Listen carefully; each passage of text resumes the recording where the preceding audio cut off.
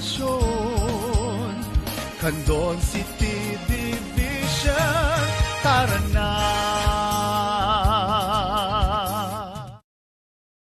Isang pagbati ng maligaya at masiglang araw, oras at panahon para sa ating mga minamahal na mag-aaral, mga masisigasig na mga magulang, at mga taga-subaybay ng mga bata. Malugod namin kayong inaanyayahan sa TIRAD-PAS Network at DepEd Candon City Teleskwela, Kanlungan ng Karunungan, tulay sa kahusayan at kaunlaran. Tara na! Ako si Ma'am Maria Caridad Eyabaya, ang inyong guro sa ating aralin sa ESP 9, ikalawang quarter para sa ikatlong linggo. Ngayong araw, ang ating paksang tatalakayin ay mga batas na nakabatay sa likas na batas moral. Pero bago nating umpisahan ang ating talakayan, naaalala niyo pa ba ang ating huling paksang na pag-aralan? Tama! Pinag-aralan natin ang tungkol sa karapatan at tungkulin at mga paglabag sa karapatang pantao. Salamat naman at naaalala niyo pa ang ating huling paksang na pag-aralan. Para sa ating aralin ngayon, ito ay hango sa ating most essential learning competency na natutukoy ang mga batas na aayon sa likas na batas moral at nasusuri ang mga batas na umiiral at panukala tungkol sa mga batayan batay sa pagsunod ng mga ito sa likas na batas moral. Para naman sa ating mga layunin, natutukoy ang kaalaman tungkol sa paksa na nakabatay sa karanasan ng mag-aaral at nasusuri ang mga batas at nakapaghahambing ang mga kabataan sa mga utos ng kanilang magulang. Handa na ba kayo sa ating aralin ngayon? Tayo na! Narito ang mga gabay na tanong. Ano ang batas na gabay sa ating pagpapakatao? Bakit kailangang umayon sa batas na ito? Nakatutuwang basahin ang isang tula mula kay Robert Fulghum na nagsasabi na natutunan na natin ang lahat ng kailangan nating malaman noong tayo ay musmus pa lamang. Ang pamagat ng tula ay, All I Really Need to Know I Learned in Kindergarten. Tulad ng, huwag mandaya, huwag manakit ng kapwa, maghugas ng kamay bago kumain, matulog ng maaga, mag-ingat sa pagtawid at iba pa. Ilan lamang ang mga ito sa kanyang mga binanggit at kung iisipin, sa dami ng mga ipinatutupad na batas at sa mga tungkuling dapat gampanan, gayon din sa dami ng mga sinasabi sa atin na dapat at hindi dapat gawin. Napakasimple lang naman, di ba? Utos sa tao. Magpakatao, maging tao. Ngunit ano nga ba ang dahilan bakit marami sa mga tao ang nauunawaan ang mga utos na ito? Ngunit anong mga dahilan bakit hindi marami sa mga tao ang nauunawaan ang mga utos na ito? Marami din ang nabibigong sundin ito, di ba? Narito ang mga batas na nakabatay sa likas na batas moral. Ano-ano ang mga ito? Tama! First, do no harm. Primum non nocere. Yan ang prinsipyo ng mga manggagamot. Sinasabi nitong ang unang layunin ng mga manggagamot ay hindi makapagdulot ng higit pang sakit. Negatibo man ang pagkakasabi at hindi positibo gaya ng magbigay lunas. Positibo ang nais sabihin nito. Laging may pagnanais na makapagpagaling at iiwasan ang lahat ng nakapagdadala ng sakit o nakasasama sa pasyente. Mapapatanong ka siguro kung bakit kailangan pa itong sabihin. Hindi ba't kaya nga pinili ng mga doktor ang ganitong larangan dahil sa pagnanais ng makapagpagaling at makatulong? Walang doktor ang magbibigay ng payong medikal na makapagpapalala lamang ng kondisyon ng pasyente. Walang doktor ang papasok sa operasyon ng hindi handa. Laging ang nasa isip nila ay ang makapagpagaling ng pasyente. Magkagayon may nababalitaan ka ring marahil na may mga doktor na nakapagbibigay ng maling reseta sa kanilang pasyente. May mga kaso rin ng kamatayan dahil sa maling prognosis. Nilabag na nga ba ng mga profesional na ito ang kanilang mga tungkulin bilang manggagamot? Ayon kay Santo Tomas de Aquino, lahat ng tao ay may kakayahang mag-isip. Lahat ng tao ay may kakayahang makaunawa sa kabutihan. Para sa pilosopong si Max Keller, ang pag-alam sa kabutihang ito ay hindi lamang gumagalaw sa larangan ng pag-iisip, kundi sa larangan din ng pakiramdam. Ninanasa ng tao ang mabuti, hindi ang masama. Walang sino man ang magnanais na mapasama siya. Kahit na tinatamad akong mag-aral, alam kong mabuti ang mag-aral. Kahit na natatakot akong magpatingin sa doktor, alam kong mabuting gawin ito upang makita ang kalagayan ng aking kalusugan. Kahit gustong-gusto kong kunin ang cellphone ng kapatid ko, hindi ko dapat gawin ito dahil alam kong ito ay masama. Ano ang mabuti? At ano ang masama? Mahusay. Ang mabuti ang laging pakay at layon ng tao. Ang isip at puso ang gabay para kilatisin kung ano talaga ang mabuti.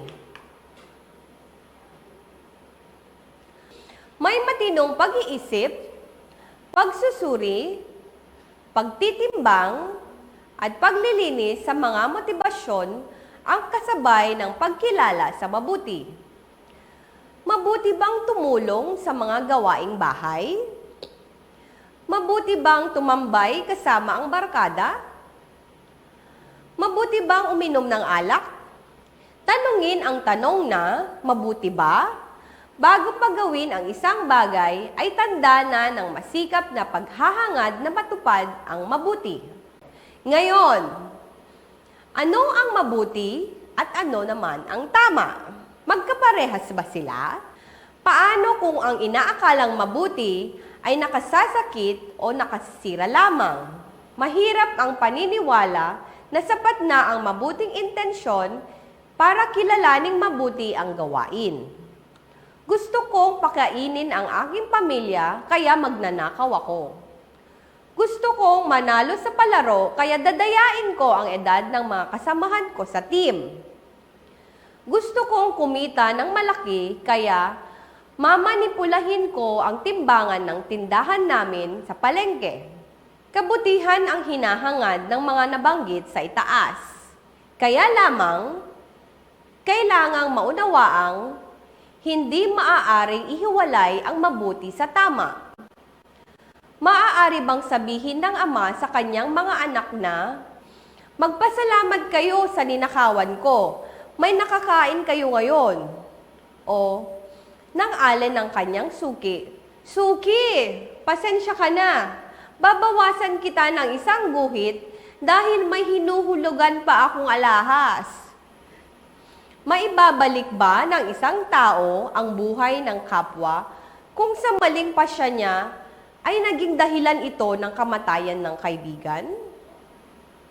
Sapat na ba ang sabihing, mabuti ang aking hangarin? Iba ang mabuti sa tama. Paano kung ang inaakalang mabuti ay nakasasakit o makasisira lamang? Mahirap ang paniniwala na sapat na ang mabuting intensyon para kilalaning mabuti ang gawain. Gusto kong pakainin ang aking pamilya kaya magnanakaw ako. Gusto kong manalo sa palaro kaya dadayain ko ang edad ng mga kasamahan ko sa team. Gusto kong kumita ng malaki kaya mamanipulahin ko ang timbangan ng tinda namin sa palengke. Kabutihan ang hinahangad ng mga nabanggit sa itaas. Kabutihan ang hinahangad ng mga nabanggit. Kaya lamang, kailangang maunawaang hindi maaaring ihiwalay ang mabuti sa tama. Maaari bang sabihin ng ama sa kanyang mga anak na, "Magpasalamat kayo mga anak sa mga ninakawan ko. May nakakain kayo ngayon." O nang alas sa kanyang mga suki, "Suki, pasensya ka na. Babawasan kita ng isang guhit dahil may hinuhulugan pa akong alahas." Maibabalik ba ng isang tao ang buhay ng kapwa kung sa maling pasya niya ay naging dahilan ito ng kamatayan ng kaibigan? Sapat na ba ang sabihing, "Mabuti ang aking hangarin"? Iba ang mabuti sa tama. Ang mabuti ay ang mga bagay na tutulong sa pagbuo ng sarili. Ang tama ay ang pagpili ng pinakamabuti batay sa panahon, kasaysayan, lawak at sitwasyon. Tinitingnan dito ang mga pangangailangan at kakayahan ng gagawing pagpili. Kung nakikita ni Ramil na nakabubuti sa kanya ang sports, hindi lang siya basta-basta sasabak sa laro. Kailangan niyang tingnan ang kanyang kakayahan bago siya magsimulang makipag-boxing. Kung nais nang magpakasal ni Estrella at Ruben, kailangan nilang siguraduhing handa na ang kanilang loob para sa kanilang kinabukasan bilang mag-asawa. Ang bahay, ang pambayad ng kuryente, ng tubig, ng pagkain at iba pa. Mabuti ang mag-asawa. Tama na ba ito agad? Kahit sa gamot, mabuti ang uminom ng gamot.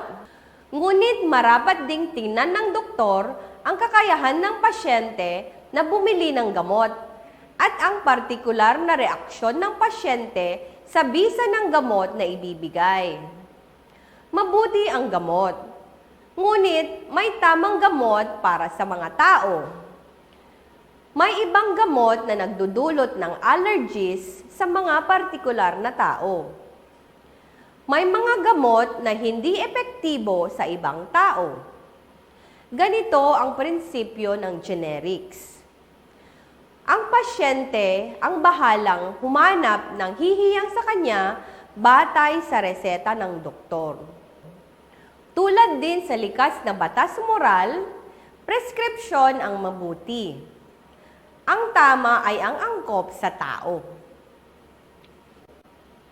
Dumako naman tayo sa kaisa-isang batas. Ito ay ang maging makatao.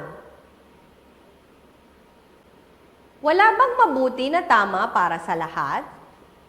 Sa lawak ng sansinukob at sa kahinaan ng ating kakayahang umalam, napakahirap humanap ng isang tama na sasang-ayunan ng lahat. Iba-iba ang kultura, relihiyon at paniniwala. Iba-iba ang mga layunin, iba-iba ang mga pamamaraan. Maaaring magkasundo-sundo ang nagkakaiba-ibang mga tao ayon sa mabuti, ngunit babalik pa rin sa iba't ibang paraan ng pagtupad dito. Walang isang forma ng tama ang mabuti. Mag-aanyo ito ayon sa kondisyon at hinihingi ng pagkakataon. May liwanag ng katarungan yata tayong maaaninag sa sinumpaan ng mga doktor. First, do no harm. Anumang kalagayang kasadlakan ng tao, isa ang babalikan natin, ang huwag manakit. Nagsasalubungan ang mabuti at tama sa prinsipyo ng pag-iwas sa pananakit sa tao, na ang pinakamahalaga at pinakamabuting dapat gawin ay ingatan ang tao. Na iba-iba man ang formula ng likas na batas moral, tinuturo nito ay isa lamang. Hindi ko kakasangkapanin ang tao. Itinuturing ito bilang may pinakamataas na halaga ang tao. Nagagawin ko ang lahat upang ingatan at payabungin ang tao. Nagagawin ko ang lahat upang ingatan at payabungin ang tao.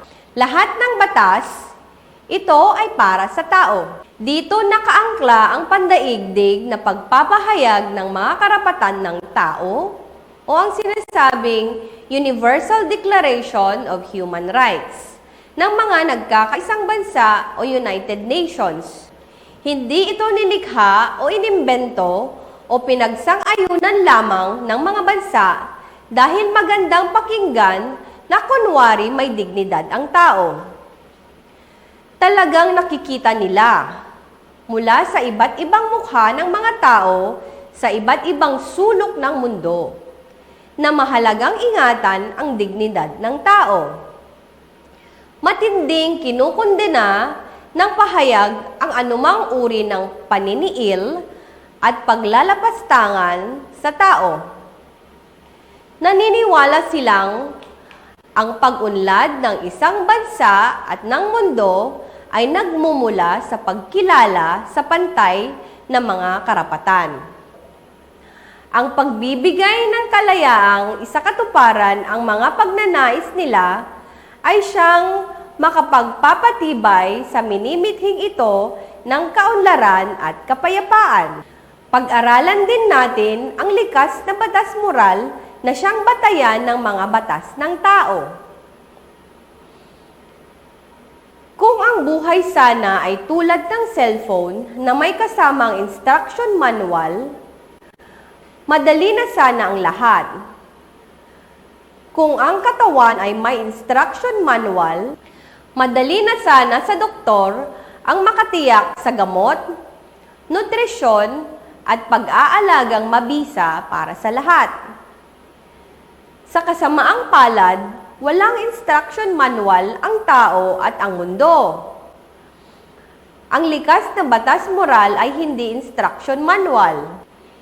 Hindi ito isang malinaw na utos kung ano ang gagawin ng tao sa iba't ibang pagkakataon.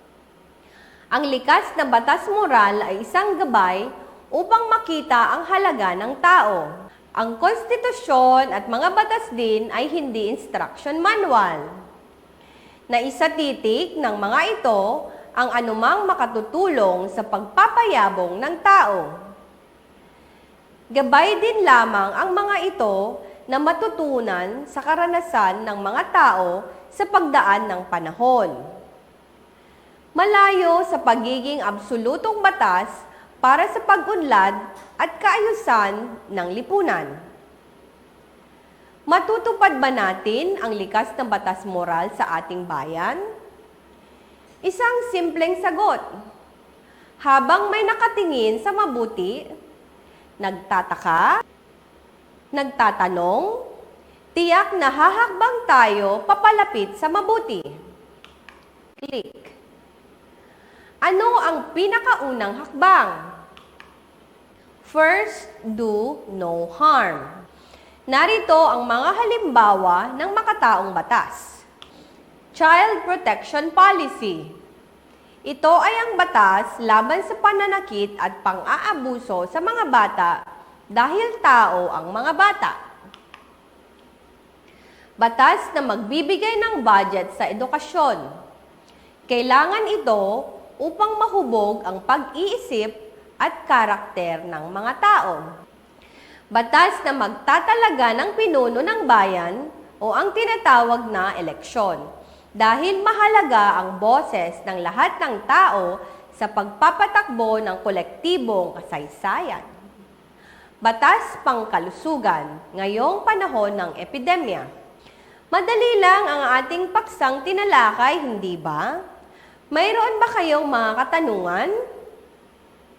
Magaling! Kung wala kayong mga katanungan, kayo ay handa na para sa ating unang gawain. Ihanda ang inyong sagutang papel at gawin ito. Makinig ng mabuti para sa panuto. Basahin at unawain ang mga tanong. Piliin ang pinakaangkop na letra mula sa mga pagpipilian. Bibigyan ko kayo ng 5 segundo sa bawat bilang. Sino ang nagsabi na lahat ng tao ay may kakayahang mag-isip? Lahat ng tao ay may kakayahang makaunawa sa kabutihan. Letter A, Dr. Manuel D. B. Max Keller. C. Santo Tomas de Aquino. D. Robert Fulghum.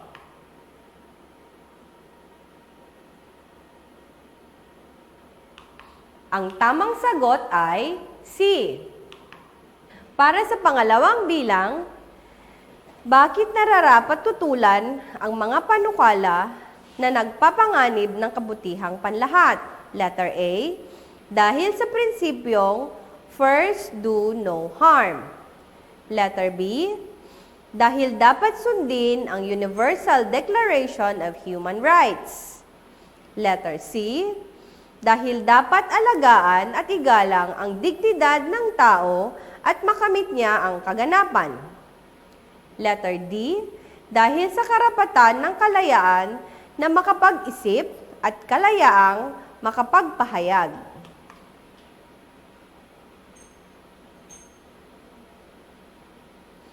Ang tamang sagot ay C. Dumako naman tayo sa ikatlong bilang. Alin sa sumusunod na mga batas ang naaayon sa likas na batas moral? Letter A, batas na nagpapalaya sa mga tao sa kanilang moral na obligasyon. Letter B, batas na nagpapawalang bisa sa mga kaparusahan ng mga may sala. Letter C, batas ng pagkakaroon ng TESDA para sa mga hindi makapagkolehiyo. Letter D, batas na pumuprotekta sa pag-aari ng mga naglilingkod sa pamahalaan.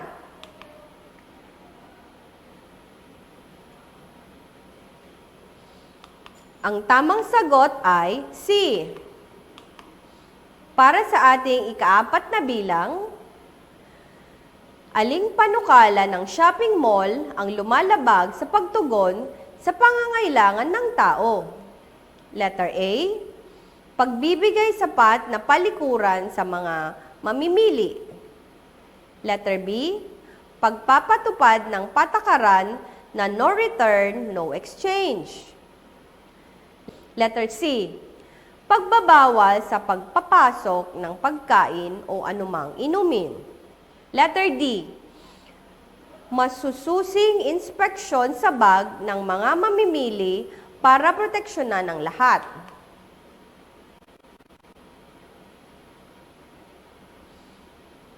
Ang tamang sagot ay letter B.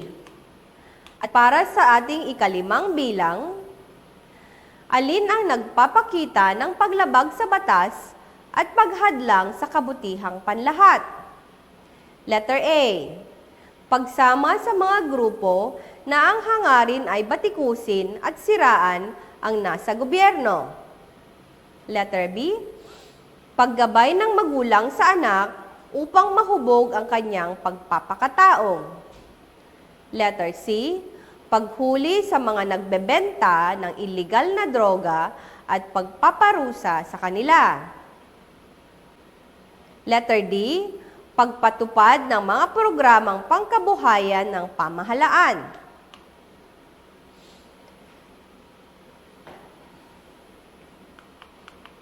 Ang tamang sagot ay letter A. Dumako naman tayo sa ika-2 gawain. Lubhang naaapektuhan ang pamumuhay ng mga mamamayan sa mga batas na ipinaiiral ngayong panahon ng bagong normal. Suriin ang mga batas na ipinatutupad ngayong panahon ng bagong normal sa sumusunod na sektor ng lipunan na maaari mong marinig sa radyo, mapanood sa telebisyon, o mababasa sa Facebook. para sa mga driver ng pampublikong sasakyan, para sa mga mag-aaral, para sa mga may-ari ng malls o tindahan, at para sa mga pribado at pampublikong manggagawa.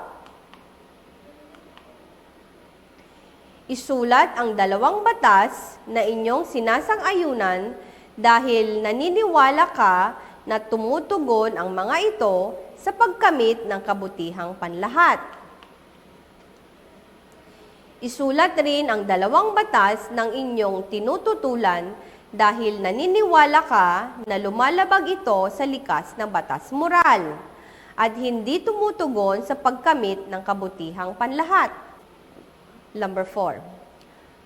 Magbigay ng dahilan sa inyong pagsang-ayon o pagtutol. Magmungkahi ng gagawing pagbabago sa batas na tinutulan mo. Gamitin ang inihandang format na ganito.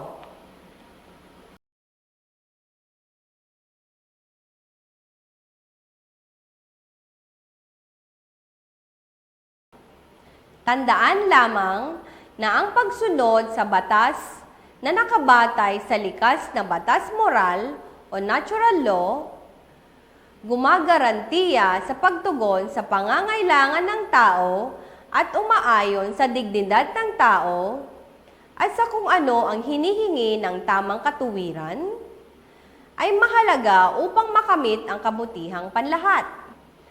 Kung nais pa ninyo ng karagdagang kaalaman tungkol sa paksang ating tinalakay, narito ang ating mga sanggunian. Inaasahan ko na marami kayong natutunan sa ating paksang aralin. Hanggang sa susunod nating pagkikita. Muli, ito ang inyong guro, si Ma'am Maria Caridad A. Abaya na nagsasabing, sa ESP, ikaw ay bubuti. Hanggang sa muli, paalam!